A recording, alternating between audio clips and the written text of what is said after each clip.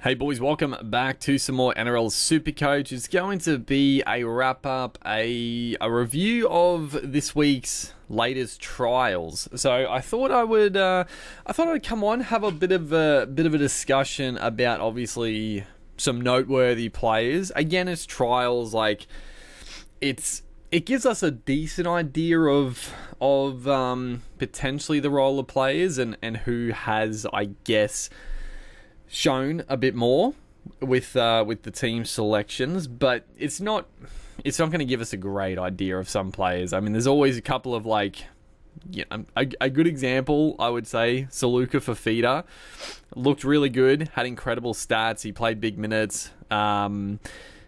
He's not going to do that in real NRL when it comes to round one. He might actually be somewhat decent this year, but there's always a couple of guys that just get a bit more game time in the trials, but they're never going to emulate that in the real proceedings. But it gives us a decent chance to have a look. So I thought I'd go through. I'm also keen to look at the stats for some of these games because I did watch all the trials. I didn't watch all the games through completely. Most games I did sort of switch off a bit after half time ish when a lot of the main focus went off. There's a couple of games as well I just didn't really watch that much through, but for the most part I watched all of the games anyway for like the first half anyway. So starting out with the Parramatta Eels, a fairly resounding victory against the Newcastle Knights. Now, obviously, the Knights,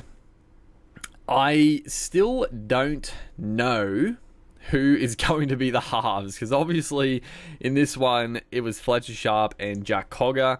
Cogger, I mean, he's your safe as houses type halfback.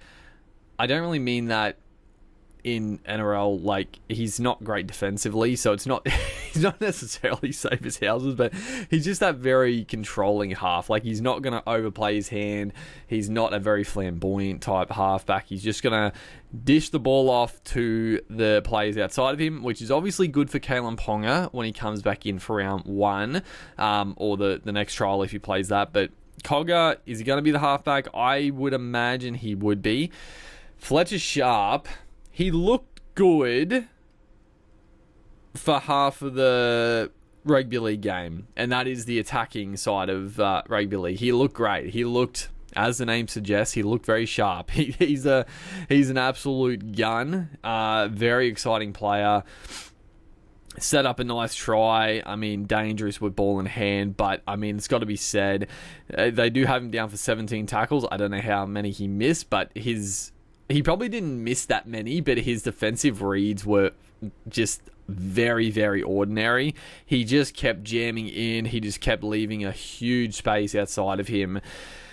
And understandably, he's a winger / fullback. I would imagine he probably played most of his lower grades at fullback, but obviously transitioned to wing in the higher levels of footy, just with the size of him. And I think he could be a very good fullback, honestly, but obviously with Ponga there, he's not going to be that. I mean, I don't know. Is he... Adam O'Brien is going to be under huge pressure in this season. I can already feel it. Is he going to have the guts to give Sharp the 6th jersey at the start of the season with the defensive deficiencies? He has to know he's going to have some defensive problems, but does he have the guts to go with him? Obviously, another one here, Will Price, who a lot of people are hoping he gets the 6th jersey. I'm probably hoping it as well because he is a cheapy option, or cheapish. I think he's around 330, 350k if I'm not mistaken. I mean, very similar to Sharp. Defensively, he was not very good at fullback. He let in, like, it's always tough on the fullbacks, but he didn't really put his body on the line for a lot of tries, and I don't think he's that much better in the front line defensively. He might be better reading the play and making decisions that way, but one-on-one defensively, not obviously the strongest defender. So again, it's just a huge conundrum if he's going to go with one of these live wire players to play 5'8". I don't think he's going to, just because you want to start the season off strongly, right? You want to start it off defensively. It's going to be interesting. But I thought Price, he was pretty mediocre at fullback. All things considered, the stats here also not great. He did get a try assist, but I thought he didn't really put his body on the line defensively. I was a little disappointed with some of his efforts, and I think if it was a potential, like a bit of a shootout with him and Sharp, I don't know. I don't know who would have got the prize in that one. There's another guy that came off the bench that also could get the spot. Obviously, the big one, I mean, if that happened, Sharp would definitely just go back to the wing, which I think would be his better position at the moment, but we'll see. Greggy Marju, he looked strong, he looked fit.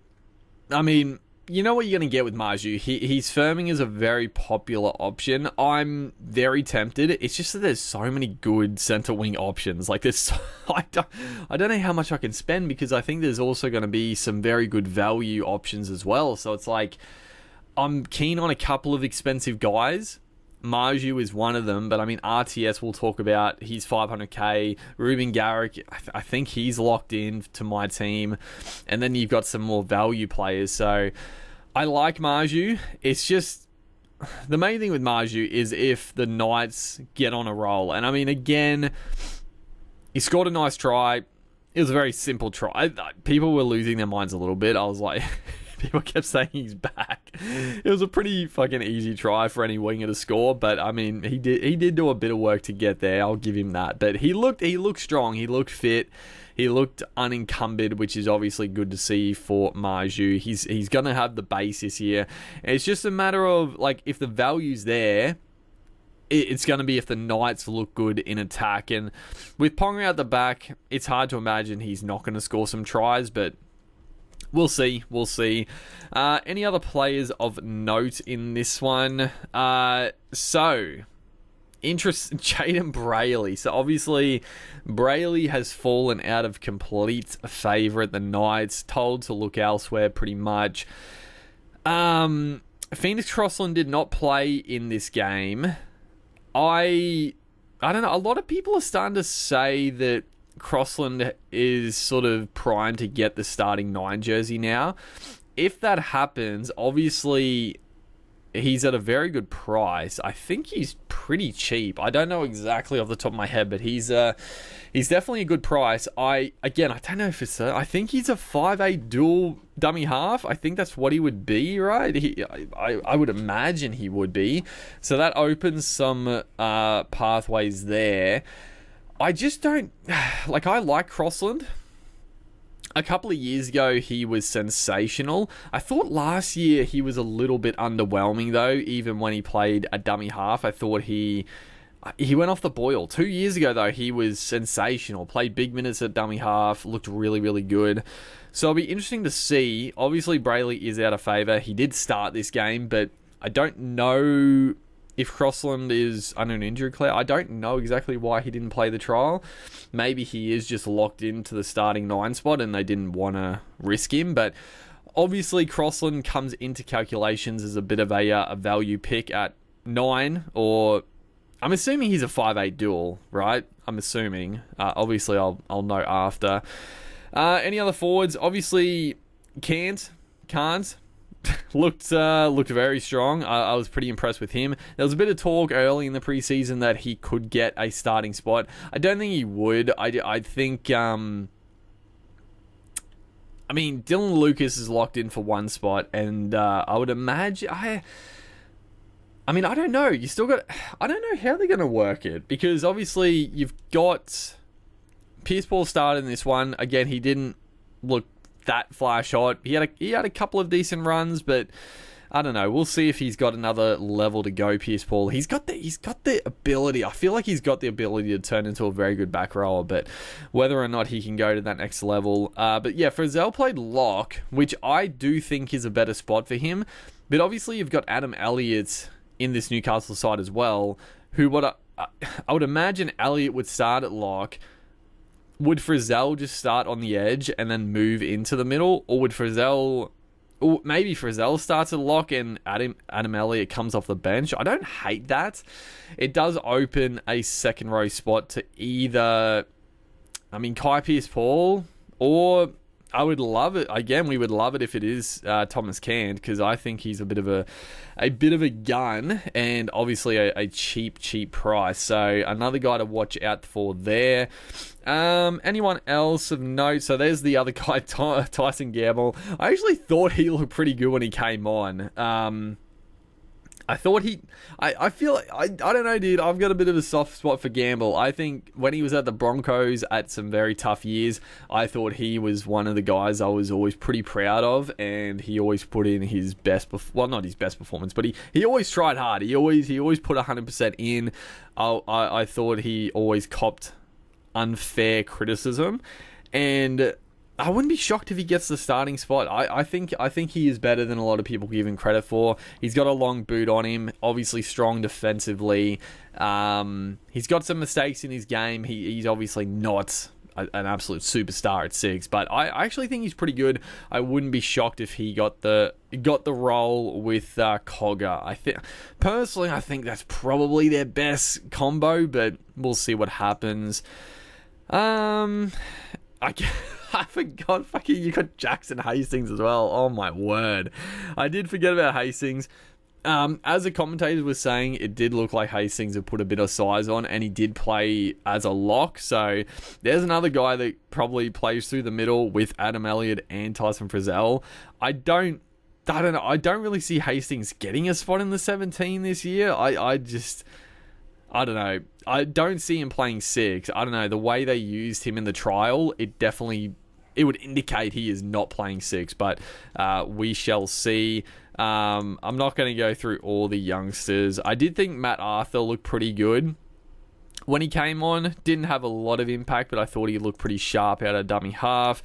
So he's a potential guy that could get a spot on the bench if you wanted to blood him for a few minutes. Crossland play big minutes and Matt Arthur play a few off the bench, but we'll see. That'll do it for the Knights, I think.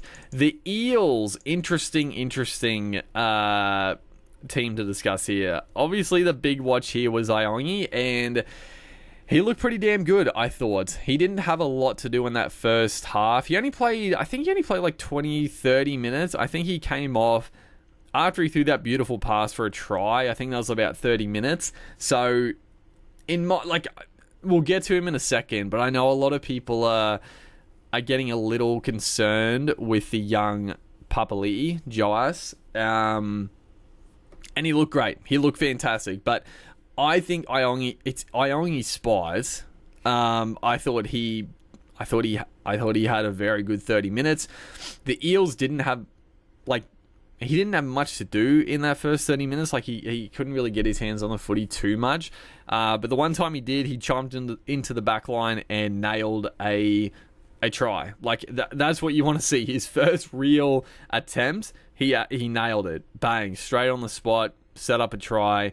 I think Riles was like, I've seen enough, and I think Iongi is definitely locked into the fullback spot, and I still think I'm locked into starting with the cheapy Iongi. We'll get to Papali'i in a second here, but anyone else of note? There is a couple of others. Obviously, Brown looked great. What he had done? What he hurt? He's fucking. Was it his knee that he hurt? Oh my god. I think it was his knee, right? I think there was obviously a bit of concern with a decently serious injury at the end of last year, that if he could come out and look free at the start of the season, but he did. He looked great. He ran the ball. He set up a try. I thought Brown was very good. I mean, him and fucking Ronald Volkman, bro. Volkman, I mean, the stats don't look that impressive, but he was unbelievable. I mean, I know he had a serious injury. I mean, he's had a couple of years of bad injuries, and it looked like he might not be able to play rugby league again, but he's always had the talent. He's been at obviously a few different clubs. He's never got a real opportunity to play the 7.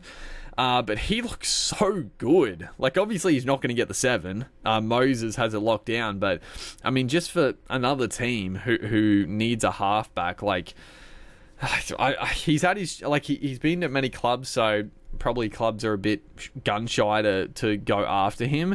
It's great depth for the Eels, though. My God, him and Brown look so damn good together. It was unbelievable. I mean, again, it wasn't necessarily the strongest Knights side, so you got to put that in perspective, but they did look very, very good. Going down here, so Brendan Hands, obviously potential cheapy dummy half. The stats don't look great. I don't know how many minutes he played. I don't really remember. The young dummy half who came on for him looked very sharp, though. He did look very sharp. I mean, again, it'll, like, I'm not too fussed with the stats. I'm not too fussed with the minutes. It just comes down to team list. So I'm still, at the moment, the 2 cheapy dummy halves is still on the cards. It just takes one of these dummy halves, Brendan Hands, Pakes, even Mamazoulis, like any of them, if they look like they're locked in for good minutes, then they're going to be my second dummy half. It just depends. So I'm not too bothered with the stats. Like, it is what it is. If he's playing big minutes, he's still going to be a very decent option as that cheapy dummy half. Kartoga looked pretty damn good on the edge as well. Didn't play big minutes, but obviously some decent depth there for the Parramatta Eels. A very popular mid-range second rower, Kalma Tuolangi, looked pretty solid. Did he score that try? Obviously got the line break. Yeah, he did score the try. It was a beautiful pass by, I think that was a pass from Volkman that put him straight through. But yeah, he looked pretty good on the edge. I mean, again, if Kalma Tuolangi is locked into a starting edge role and it looks like good minutes, then he's going to be in my team. He's got the upside. He's obviously got the downside as well. He's shown before that he can go through games and not do anything. Primarily at the Tigers, he did that quite a bit, but he's got some talent, Kalma. And I mean, I still thought Cartwright would probably get the right edge spot just because he's been very good the last couple of years, but it seems like there's sort of Carty's sort of lost his spot, and if Kalma is on the right-hand side outside of Moses, I mean, load up, obviously. Load up. Carty's been amazing there outside of Moses. Moses just gives great service to his outside men. So, yeah, Kalma, very keen on. Charlie Geimer looks really good as well. Again, the stats, not necessarily that incredible, and I don't think he's going to get a very good role just with Jermaine Hopgood playing big minutes, and I don't know. I think he would get a bench spot. He was really, really good, but I don't think the minutes will be there for him, but very, very good young player coming through. There is the young gun, Josh. I know the commentators kept calling him Josh, so I don't think you pronounce it Josh. I always thought it was Josh, which I'm pretty sure it is. Papali'i, very exciting young player. I feel like he was great. He was sensational, but you got to remember, it was after like 30 minutes, right, in a trial, so fatigue had set in, and the Knights had obviously started pulling, like most teams.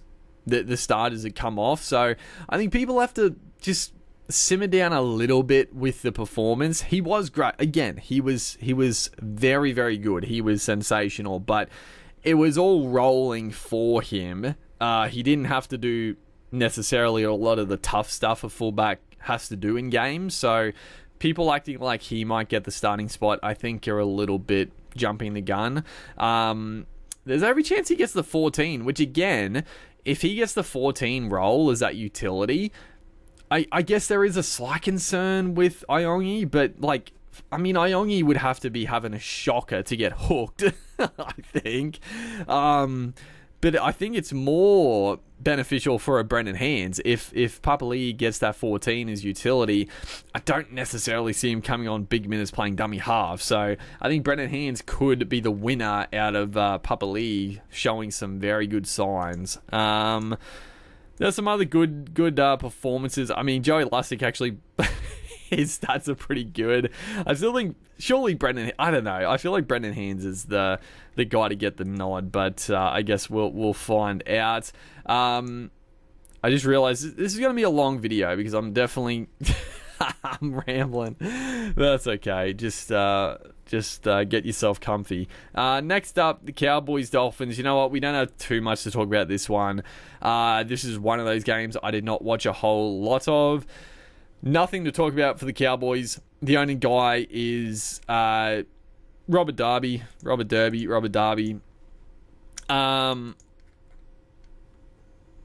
If it wants to do it, there we go. I thought he was pretty good. Honestly, he did a lot of the tough carries. The Cowboys were shocking. They had a third string lineup. I really don't understand why Payton wouldn't play any of his like pretty much any of his fucking first grade players. Like, I don't really understand that, but whatever.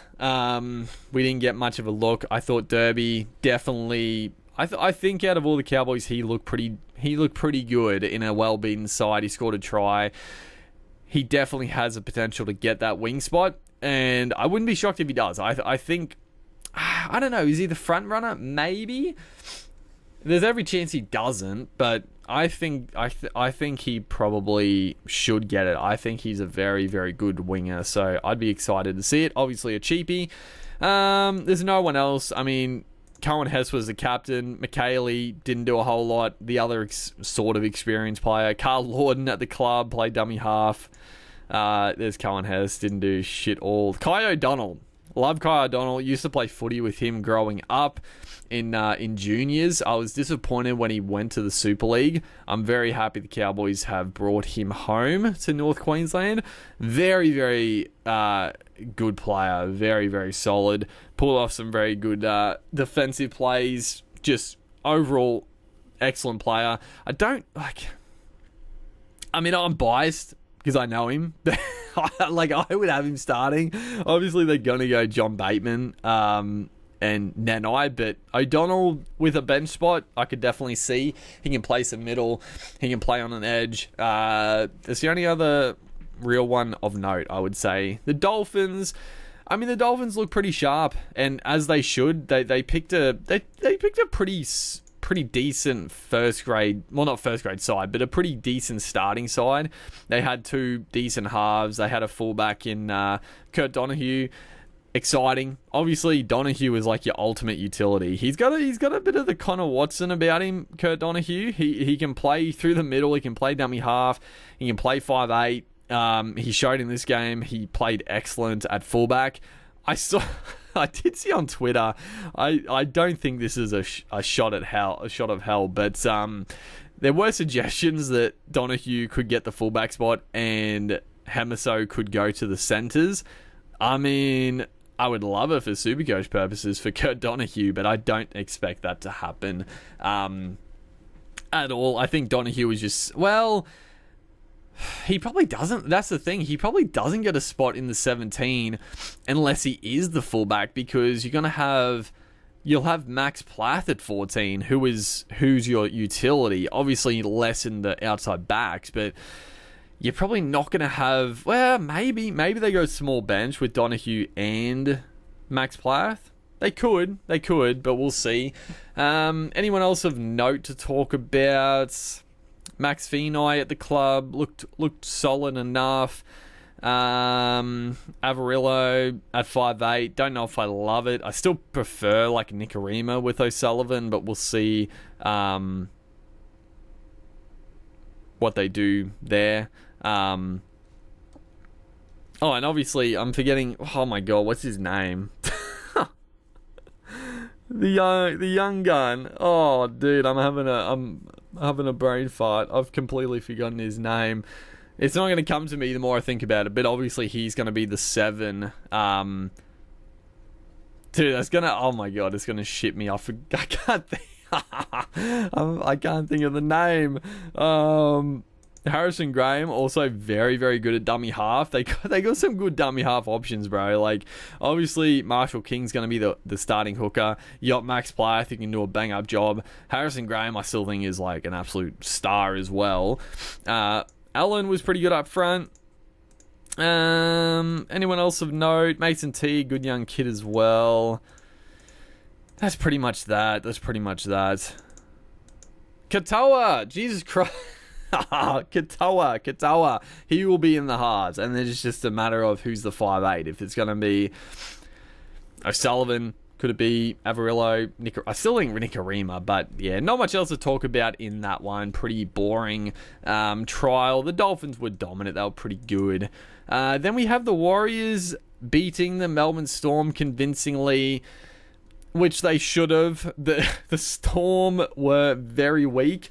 I mean, the Warriors led 36-0 at halftime.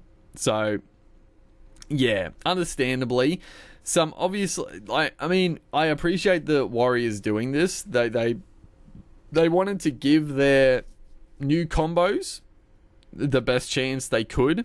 It was a little mixed up, I would say, because obviously Metcalf, everyone's going to pick him, and he's going to be in my team. He's got the goal kicking. He looks pretty sharp. He looks good. I still don't necessarily can't speak tonight. I don't necessarily love him playing halfback over 5'8". I'd prefer him have a bit more freedom as a running 5'8" than an organising halfback. I just think Tamari Martin at halfback, Metcalf at 5'8" just makes more sense. But I don't know. For whatever reason, he's really trying to push Metcalf as the halfback. He's looked good. His kicking game has been very good. But I want to see him run. Like, he only had 27 run meters, but, it is what it is. I'm sure he'll have some high running meter games at halfbacks regardless. But yeah, they had Chanel Harris-Tavita at 5'8", who I thought was pretty good as well. I thought he was good. Again, you got to temper expectations. They were taking on a very, very weak Storm outfit. Tane Tuapiki, who was interesting. And then Tamari Martin played fullback, which is also very interesting that they played Martin at fullback. I don't know what to make of it. Obviously, CNK was in the Amari All-Star game, so that would go to show that CNK has got the fullback spot wrapped up. But it was interesting that Martin was there. But I guess in saying that again, yeah, like Roger Tuivasa-Sheck is locked into a wing. I was thinking maybe he would play at fullback, but I think this trial confirmed that he won't be. Didn't have to do a lot of hard stuff, Tuivasa-Sheck, so his base stats will definitely improve. I think he's locked into my team. And this is what I was talking about. Like, a lot for me, it's sort of like Tuivasa-Sheck versus Greg Marju, and they're similar but different. I probably prefer RTS over Marju at the moment. I think the Warriors look pretty good attacking wise. I'm still a little nervous about them as a whole and how they're going to finish this season on the ladder, but I think if they're going to go well, they're going to score some points. So I like that about them. The Knights, I don't know, I just feel like the Knights are in trouble. I just don't like their the half dilemma. There's a lot of things going on there. But Tuivasa-Sheck, he's almost locked into my team. Leotawa? Is that how you pronounce it? Looked very strong. I thought he was going to be a bit cheaper, but I did have a look. He's like 500k. I don't think I couldn't justify paying that much, but I think he's probably got the center spot locked down, and he is a weapon. He is an absolute weapon. So if you wanted to take a pod, there is a guy. Then we move into Tane Tuapiki, who I don't know how much he cost, because he obviously played a bunch of games at fullback. He had a couple of injury/concussion affected games. He didn't play a lot. I'm interested to see what his price is. I honestly don't know, but I think this performance locked him into the wing. And like, I think he is locked into the wing because of the fact that, I mean, Dallin is obviously out for a bunch, like 12 weeks. So they need a winger. I think Ed Cossey is absolutely dog shit. So, I mean, anyone would be better than Cossey. Obviously, Torpicki doesn't have the height, but I think Cossey is one of the worst defending wingers I've ever seen. Obviously, he's a big body. He can take some tough carries, but I apologise to Cossey. I just don't think he's NRL level. I think Torpicki showed great signs in this, and it comes back to the fullback. If he wasn't going to get the wing spot, why wouldn't they just play Torpicki at fullback? But I think this was, again, a trial to be like, okay, this is how the wingers are going to set up. See how they go, and I think they did a great job. And I think Torpicki could be a bit of a flyer in the centre wing. Maybe he's probably only fullback eligible though, right? And I don't think Supercoach adds dual positions before round 1, even with the team list if he got named on the wing. I don't think they update the dual positions that early. So yeah, he would only be fullback, I'm pretty sure. So unfortunately, won't be able to start with Torpicki, which is disappointing, but oh well. He's definitely one to watch potentially, but he'll probably increase in price too much by then anyway. So that's a bit of a kick in the guts right there, but oh well, what are you gonna do? I guess depending how cheap he is, I guess he could be a flex fullback instead of an Iongi, but that would be a bit of a, I mean, I don't know, it'd be a bit interesting one. Moving on, obviously we talked about Metcalf. Wade Egan, I thought looked pretty good in limited minutes. Jackson Ford, obviously good signs for the potential cheapy second rower in Laban or Varmoga. There's a couple of very good options there that I think will get the spot now. Jackson Ford, again, playing prop. I don't think he's going to go back to the second row at this point. Niokora was solid enough. So Cable, I think, would be locked in. I guess Niokora could get the other back row spot, but personally, I think Niokora has looked better going through the middle in his footy days now. So he could just line up with these two experienced back rowers, but I think Niokora off the bench through the middle is probably more valuable. Aaron Clark, I don't know how to feel. I know a lot of people are getting pretty excited for Aaron Clark. I don't see it. I don't. I get the appeal. Like he's one of these dual front row forward tourists. He's about 400k. That's the biggest issue, right? I don't really see him scoring more than 45 points. He might get 45, 50 if he's playing good minutes, but I don't know. Maybe I'll eat my words and he will be in my side come round 1, but I'm a little bit cold on Aaron Clark. It's just with Dylan Walker there. I know Aaron Clark and Walker in this trial played a bit of time together on the field. Personally, I don't see that happening at all when there's a full-strength Warriors pack. I don't see Aaron Clark and Walker playing on the field at the same time. And Walker, I actually didn't think he was that good in this trial. I actually thought Aaron Clark looked a bit stronger. But, Dylan Walker's done a great job coming off the bench as that 13, ball-playing 13 for a couple of years now.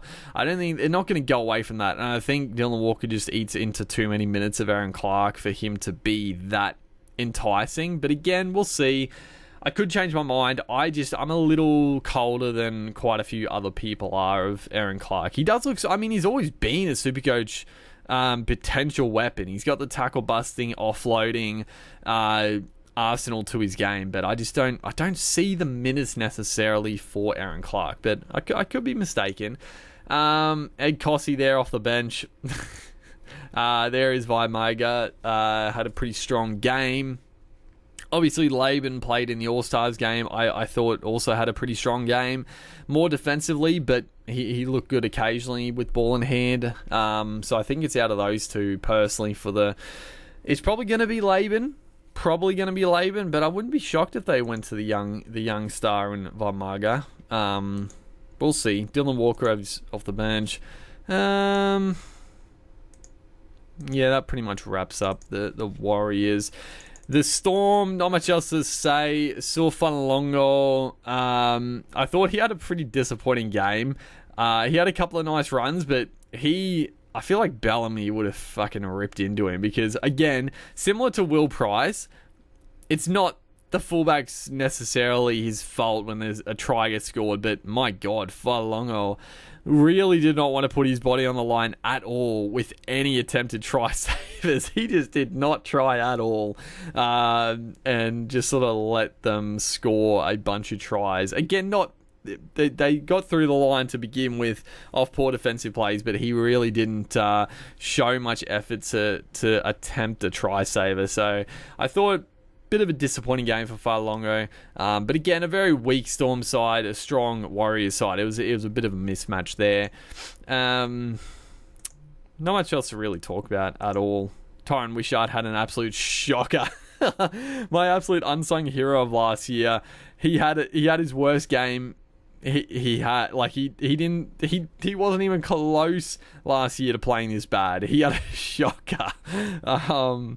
Stefano Utakamanu, those stats are a little shocking to me.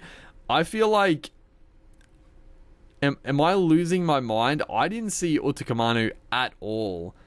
Especially, granted, I didn't watch much of the second half, so I'm assuming he must have come on in the second half and ran rampant, because the first half, he didn't do much of anything, in my opinion. I thought it was a pretty disappointing start to the half for the Storm, for Utakamanu, but apparently the stats were okay. So I don't know. I'm a little surprised to see that. I actually thought Valepu looked the stronger from what I saw. Am I going crazy? Did they get these two players mixed up occasionally? Like, I feel like Utakamanu was taking a few of Valepu's stats. I don't know. Maybe I'm a fucking idiot. Maybe I am an idiot, but I don't know. I thought Valepu was actually pretty good, but I don't know. It is what it is. Going on. Honestly, nothing else to really talk about. We'll move on to the next game off the rip here. South versus Manly. Interesting game, this one. Had a couple of players of note to keep an eye on.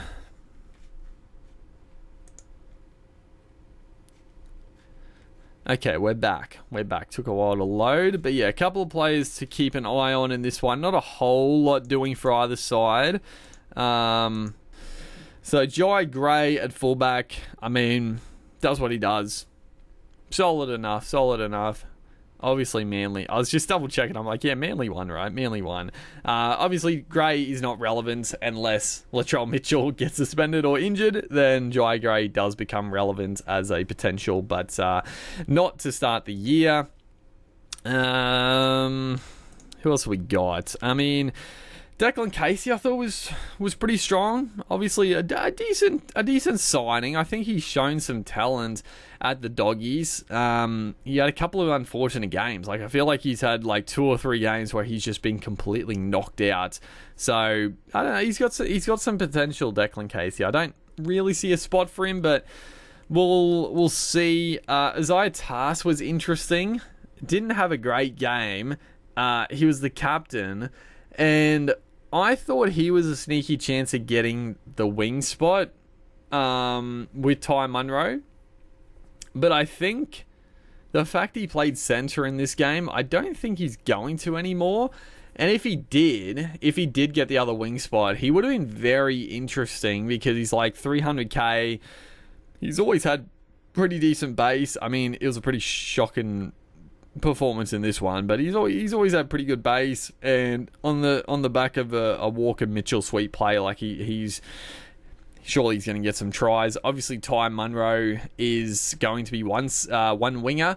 I thought he had a pretty strong game for the Indigenous boys. I was pretty impressed with the tough carries. It was one thing that I hope he continues. Obviously, it is a bit hard to judge. That's why I'm not going to talk about the Indigenous game and go through it like these, because I feel like those games representing your heritage, like the boys, they're all going to just be a little bit more up for it than maybe they would, just because I think he took like 12 carries in the first half. Is Ty Munro going to do that in week-to-week NRL? Maybe. I hope he does, because then he would become like an absolute potential gun at a pretty good price. But I don't know. Is he going to? It's a little hard to tell. But he looked strong. He's obviously going to score some tries. He's a freak. So I'm still tempted by Ty Munro. It's just there's so much value there. It's hard to justify at the moment, but we'll see. Anyone else? Obviously, Lewis Dodd was the other big watch. I was pretty disappointed. I was also disappointed that Jamie Humphries didn't end up playing this one with, I don't know, a niggle or whatever. I'm not exactly sure why he didn't play, but he was ruled out late. I was very keen to see how he went in the halves and if it was a potential shootout. But I don't know. I wasn't that impressed with Lewis Dodd. South didn't offer a lot, playing off the back foot a lot. Tough to judge.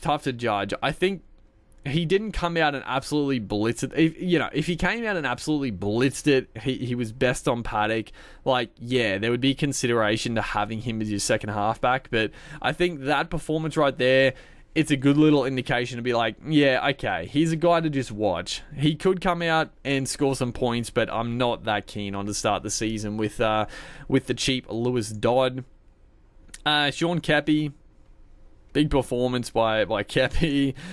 Pete Mamazoulis. I mean, I don't think any of the... Well, not many of the potential cheapy dummy halves performed too well. I thought Mamazoulis was pretty mediocre. I mean, I was saying in preseason, I was never a huge fan of Mamazoulis. I think the fact that, Cook was still playing like 80 minutes last year when he was leaving, Mamazoulis still wasn't getting any minutes.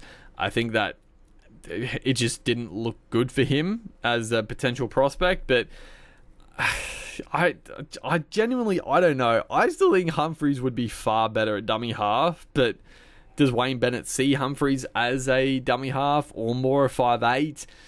I think Humphries will be the 14, if anything, and I think he will very much outperform Mamazoulis if he comes on a dummy half. So at the moment, I'm probably less likely to start Mamazoulis as my second dummy half. But again, if he is the sole dummy half, there's no real, there's no Humphries on the bench or another dummy half, then sure, you could do worse than Mamazoulis. But I don't know. I'm not convinced. Devin Wiley had a pretty decent game. I still don't think he's going to be relevant at all. Not much else to really talk about with the Rabbitohs. I guess the other guy here, Sevilla, I keep forgetting about Havili because he missed so much footy last year. He also copped a nasty knock in this one. So Havili's every chance to get the 14, I guess, as well, and he could spell some minutes at dummy half. So another one to keep an eye on. The Manly boys. So I'm trying to who were we watching? I mean, Lehigh Hopewadi just showed his class at fullback. I mean, he's going to be the winger. He's a little bit too expensive to take a flyer, but man, he's a good player. He's such a good player.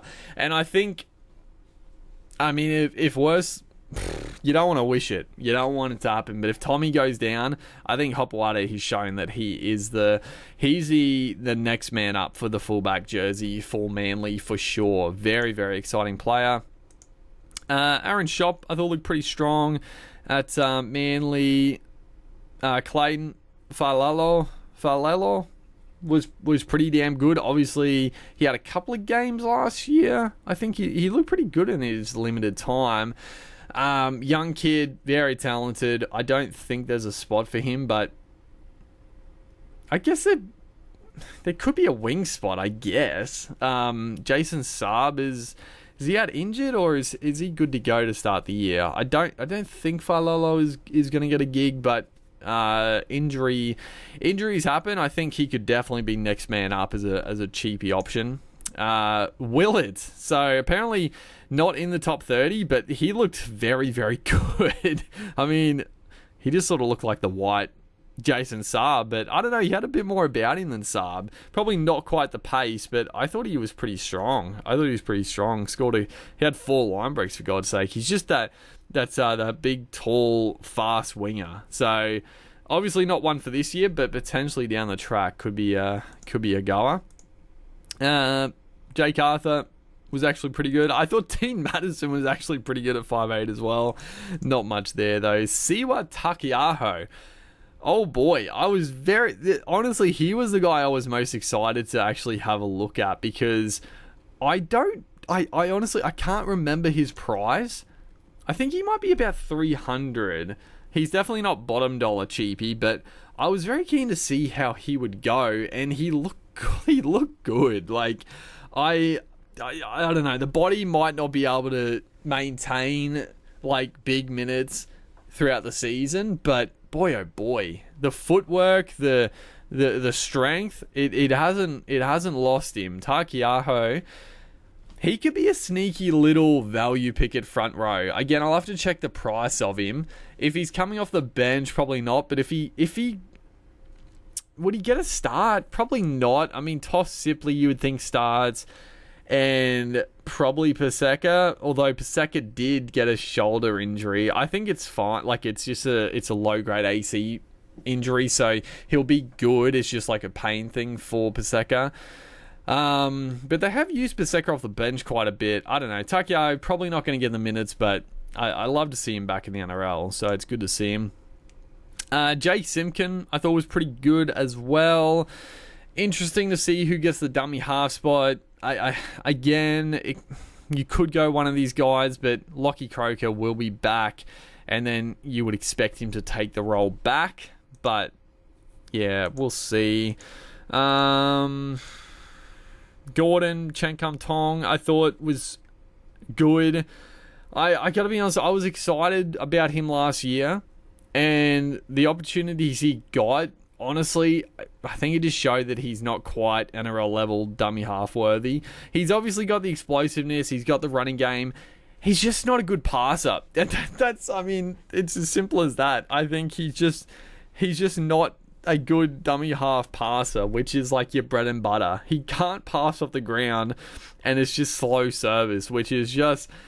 It's a bit of the kiss of death for a dummy half, unfortunately. I love watching him. He's a very exciting dummy half, but I just don't think that he's... Yeah, I don't know. From what I've seen, maybe it's a harsh judge on him. Maybe he gets the spot. I think it's Simpkin's spot, but we'll see. Maybe he comes off the bench to start the year. Chris Patolo going to the Manly Boys. I mean, he's been talked about a lot at the Bulldogs for the last couple of years, and he's been injured pretty much every year. So hopefully we see Patolo injury-free. Potential watch, I guess, if he's coming off the bench and plays okay minutes. There is Paseka. Not much else to really talk about for Manly in this one, but yeah, they looked okay. This is a bit of a boring one as well. There wasn't a whole lot of interest in that. Okay, next up we got the Gold Coast versus the Broncos. So, I mean, I was impressed by my Broncos taking on a pretty strong Titans team, and they absolutely put the sword to them. I don't know. I don't really know what to make of it. I mean, Jock Madden was very good. I thought Billy Walters was very good in the halves. Corey Pakes was very good at dummy half. I think... I don't know. I think Pakes is probably leapfrogged, and he's probably going to get the start now, with obviously Moser being out for a while with injury. Pakes looks like he's going to get the gig. Is he going to get an 80-minute gig? Probably not. I think they'll probably have like a Smoothie on the bench, or Billy Walters could be on the bench as well.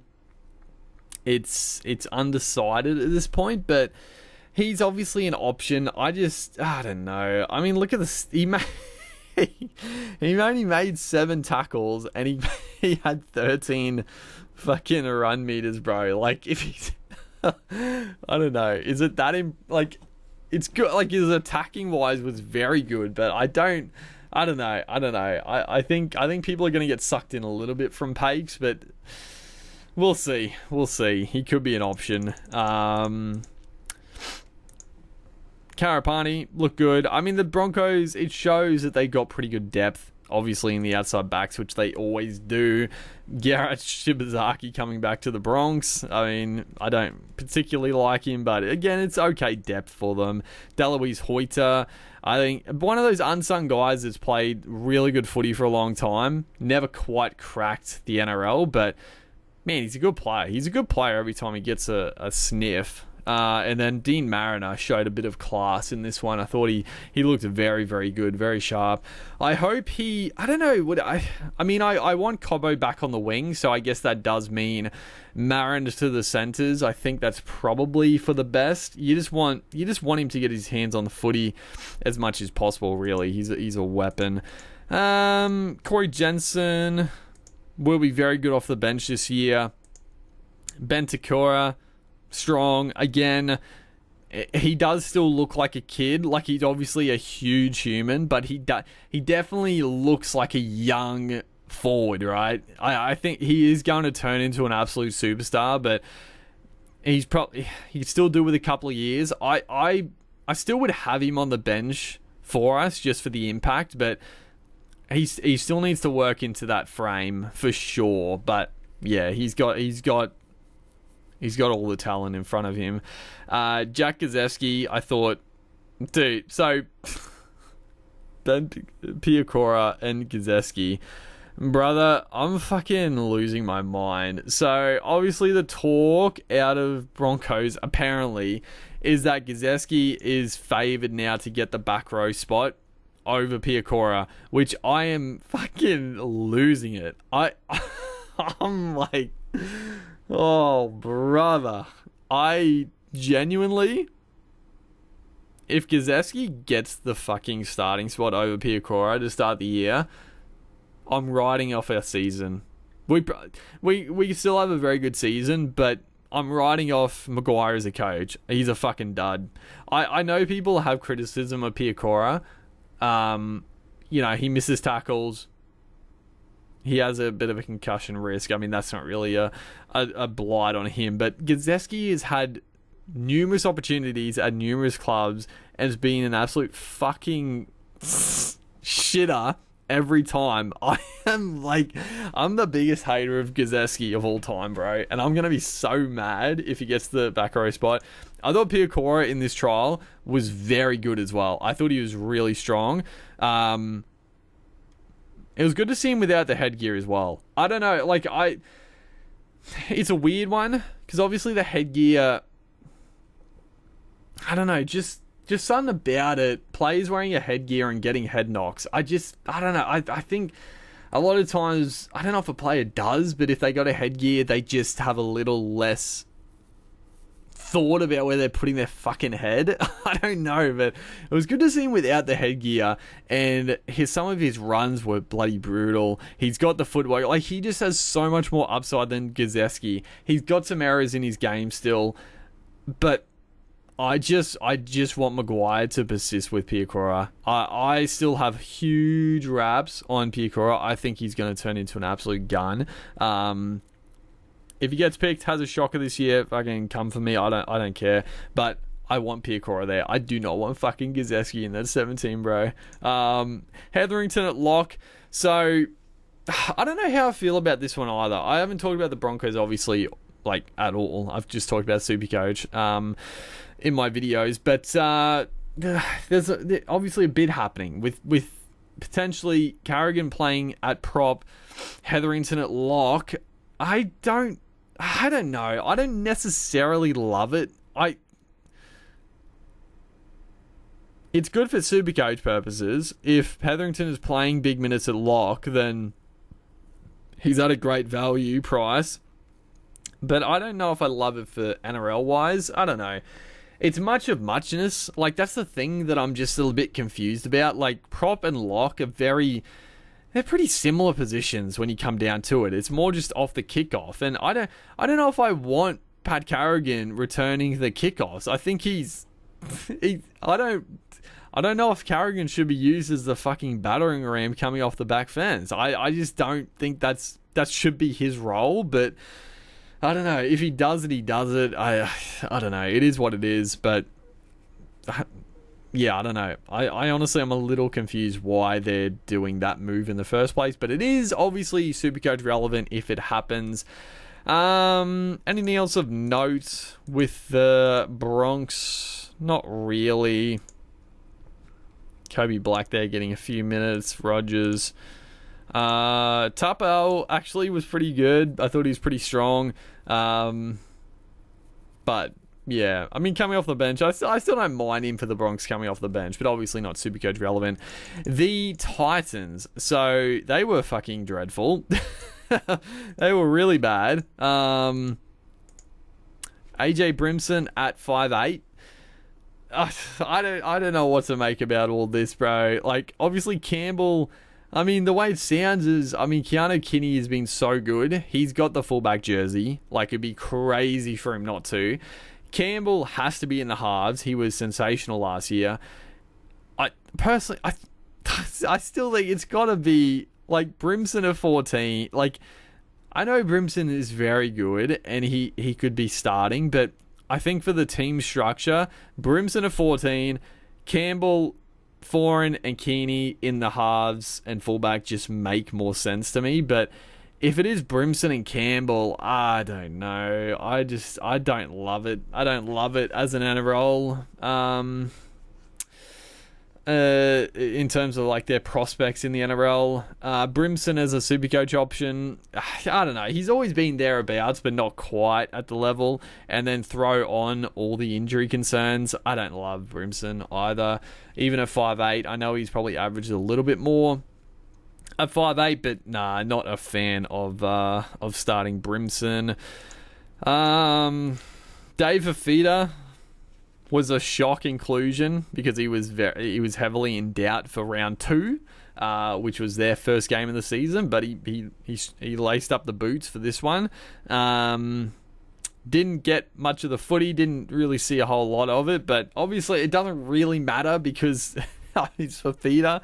He's going to be one of the top second rowers. It's just a matter of I personally wouldn't start with him. Like, for one, they've got the bye in round 1, so having like 700, what's he, 700, mid 700s on your bench, like, I don't love it. And then I don't know how I feel about the Titans. Their halves are a bit all over the shop, so it's good Fafita is fit and firing, but yeah, not to start the season for sure.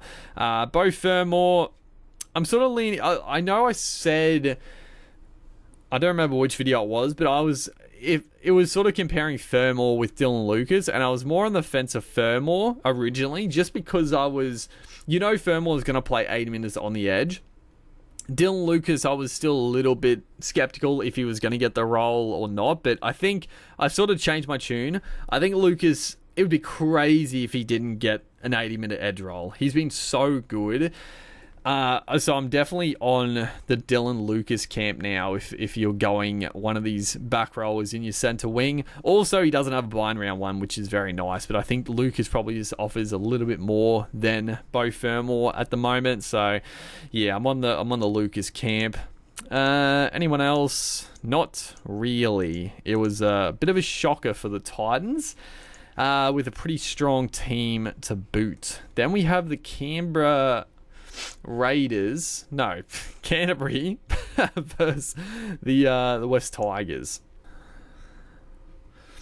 Okay, so yeah, Canterbury versus the West Tigers.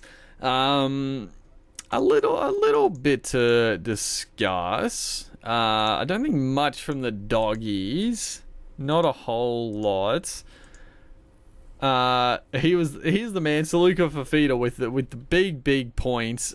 I just don't. He's one of those guys people are going to get a little sucked into putting as their cheapie front row 4 and just never playing 80 minutes. But yeah, I don't know, maybe he does. Sam Hughes, Harry Hayes was solid. Tom Amone, obviously a potential cheapie as well. Thought he's pretty strong off the bench, but yeah, there's a lot of talk that they're trying to sort of they don't want him at the club anymore. I don't know. There's a bit going on there. I don't know. It's a bit of a shit show, but yeah, we'll see how that pans out. Not much else to really talk about for the doggies, honestly. Not a whole lot. The one big thing actually is that just came out recently is Jacob Kiraz is not going to be lacing up for round 1. Apparently, lower back problem. Gus Gould confirmed on Twitter that Kiraz will not be fit for round 1, which, I mean, is bad, but I wasn't going to be, like, personally, I don't think I was going to start with him anyway. So I know a lot of people were very keen to start him. I don't know, for the price, I just think there were better options, but I mean, I couldn't knock people starting him. I wasn't going to. So him being out doesn't really change too much for me. But yeah, big news for the doggies though, for sure. Big news for sure. The Tigers. So obviously Gerald Skelton, popular. I mean, again, another one of those 500k. Very similar to a Greg Marju, Roger Tuivasa-Sheck, similar vein. I mean, you know what you're going to get from Gerald Skelton? He's a tackle, but I mean, he's Greg Marju, but a little bit taller, a little bit leaner. he's just that. He's probably a little bit quicker, I think. Maybe a little bit quicker. It's just, I don't know. This is the thing I'm talking about, all these value guys. Like, you got Skelton, Tuivasa-Sheck, and Marju. How would I rank them? I think I would rank Tuivasa-Sheck 1, then probably Marju, then probably Skelton, just because he's on the left outside of Luai, you would expect. Luai, obviously he can link up with his wingers, but his days at Penrith have shown that he loves to cut back inwards.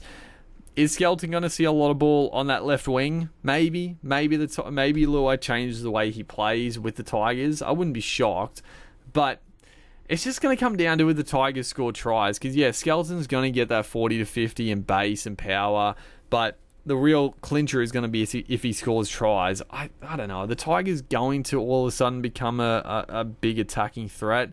They could. I mean, I love Galvin, Luai, Api Coruscant, like they got some attack. I just it's hard to rank him. It's hard to split them. I don't know. It's a bit of a flip of the coin with like him and Marju. I don't know. Honestly, I don't know. You couldn't go wrong though. You can't go wrong with like any of those guys because, like I said, the base is going to be there. He played I think he played 40 minutes. 5 tackle busts, bunch of runs. I'm pretty sure he had a line break. I'm surprised he didn't get given a line break. I thought he had a line break in the first half, but that is all right. Faatape, a big trap for a lot of people last year who went a cheapie Faatape. He had a few games and scored like 20s, so he had a monster in this trial, but I wouldn't go him. Lockie Galvin, so fucking good. He's so good. It's going to be so hard not to start him, but I think the way the money is going to work out, I don't think I could start him, but he's just so good. And I know people would say that obviously Luai wasn't there, so he was like obviously getting his hands on the footy a lot more because he had Fainu as a 7 who didn't really do a whole lot with ball in hand. It was the Galvin show. So yeah, I mean Luai on the field is going to take touches away, but again, I just think the Tigers would be crazy to stop Galvin playing the way he has. Like, just get him and Luai going left to right, right to left, shifting all around the field. I think that's the way to break up defensive lines. I love Galvin. I don't think I can start with him, but man, this trial, just the way he plays, like he's just in everything. He's just in everything, dude. Anyone else of note? I mean, De Silva, he's going to be a good player in a couple of years when Coruscant leaves or retires or whatever he does. Lili was pretty strong. Sione Fainu, Matamua, again playing lock in the trials, but then never seen again. We'll see if that happens again. Anyone else of note? I mean, again, there'll be other plays to talk about, but I can't spend all day on the trials. And then the last trial here, obviously I'm not talking about the trials a week ago. I sort of skipped them. I was going to do a video on them. I just sort of forgot, and then I'm not going to go back. There's been enough to talk about. There wasn't that much to talk about in those two trials anyway, so it's fine. It is what it is. But last game, the Dragons versus the Roosters. A bit to talk about the Roosters. The Dragons, not necessarily that much, but it was good to see. It was good to see him actually put like basically a full strength team, because I'm excited to see how the Dragons go this year. Like, it's, I feel like teams have changed a lot over the last couple of years with big signings, but the Dragons, I don't think there's been a bigger shift in terms of personnel. Like, they've lost some huge names, Lomax and Hans, and probably a couple others. But they've signed Gutho, Cook, and Val Holmes. Like, I mean, that is huge changes to a roster. So I'm very excited to see how they go. Honestly, I thought Gutherson was strong. I mean, he does what he did at the Eels. He was getting involved. He was, a leader out there. I think it's going to be a big improvement him at back. Rather than a Tyrell Sloan. Like, that's already going to be a huge improvement for them. Even with Gutherson not like at his obviously best as he was a few years ago, he's carrying some injuries here and there. So, but he's still a massive improvement. Let's not kid ourselves. Val Holmes, I thought was sharp enough. Obviously, coming back from a series leg break. I didn't think he was back this early either, so it was good to see that he was good to go. I'm excited to see how Val goes at the Dragons. Kyle Flanagan and Lachlan Ilias, didn't see too much of Ilias. I mean, Kyle Flanagan had a good game. I'm not a huge fan of Flanagan, but I mean he played well in this trial. I can't deny it. Damien Cook, Toby Couchman, I thought was pretty solid. Damien Cook was good. Emery Gula, holy shit, I was watching this game. I was sort of a bit off and on watching it, and I kept seeing the Big 10 for the Dragons, and I kept looking at him like, who the fuck is that? Who is that? Because I didn't look at the team list too proper before the game started, and I was like wrapping my brain trying to work out who it was, and then it clicked that I'm like, fuck, Emery Gula signed to the Dragons. I thought he looked good. Like, he looked lean. He looked very, very fit. I don't know. Maybe it was just the white jerseys. But he looked really fit, really lean. I thought he had a pretty strong early stint. The stats don't necessarily look that good, but I thought he looked pretty good. So I don't know. I'm interested to see what his price is. I don't think he'll be relevant, but I don't know. The Dragons don't have very good front rowers, so I wouldn't be shocked if he gets a start. Emery Gula, I thought he looked okay. I mean, it's gonna be fucking Molo and fucking what's his name? He's that fucking irrelevant. I forgot his name. Oh, the big bopper. What's his name? Oh, dude, I've been talking too long. I'm losing my mind. But yeah, you know what I'm talking about. They're not very good. Leilua, strong enough. Sua, okay. DeBellin, it's a pretty full strength side here. You have Malhausen, Fatala Mariner, couple of no names on the bench, but yeah, pretty strong team all round. Not a lot Supercoach wise, but it was good to see like them really try to get some combos worked out. The Roosters, interesting. So, Marky Mark, it was a bit of a shootout between him and Robert Toya. Obviously, as Supercoaches, we're hoping Toya gets the role at centre. It looks like, and this is what I'm talking about with value, because it seems like Billy Smith is going to get the one centre spot, which makes sense. Obviously he's had his injuries, but I think he is probably the first cab off the rank there. He's like 300k, really good value. I like. It'd be hard not to pick him. He's shown he's got the Supercoach game. He's got good base. He's got some attacking upside. And then if it's Robert Toya, he's a cheapie. You have to pick him. So you're going to have two Roosters centers. I like both of them. And I think the good signs here is that Mark went to fullback for a bit. And Robert Toya stayed in the centers for, I think, he played decent minutes. I heard, I didn't see it, but apparently, I think he limped off, I heard, later in the game. Apparently all good. I think it was just precautionary. I'm pretty sure he's all good from that. But I think Robert Toya, from all things considered, I would say he's the favourite now to get the spot. I think Mark was a little bit weak defensively. I think Toya is just a natural centre at the moment, so yeah, I think it's his spot, which is very, very good for Supercoach reasons.